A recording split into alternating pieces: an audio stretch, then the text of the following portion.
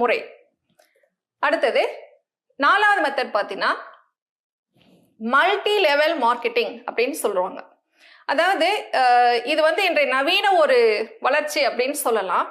உற்பத்தியாளர் நேரடியா நுகர்வோரை பொருளை வாங்கி பயனடைய செய்யுமாறு அந்த அனுபவத்தை கொடுப்பார்.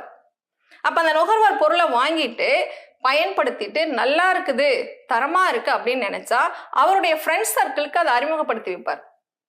அப்போ அவரே நுகர்வோராகவும் மாறிடுறாரு, விற்பனையாளராகவும் மாறிடுறாரு. இப்ப அவருடைய ஃப்ரெண்ட்ஸ் எல்லாம் அதை வாங்கி பயன்படுத்திட்டு அது நல்லா இருக்குது, தரமா இருக்குது அப்படின்னு அவங்களுடைய ஃப்ரெண்ட்ஸுக்கெல்லாம் அதை அறிமுகப்படுத்தும் பொழுது அவங்க ஒவ்வொருத்தரும் நுகர்வோராகவும் மாறிடுவாங்க, விற்பனையாளராகவும் மாறிடுவாங்க. இந்த மாதிரி அதை அப்படியே பல்கி பெருகிட்டே போகும்.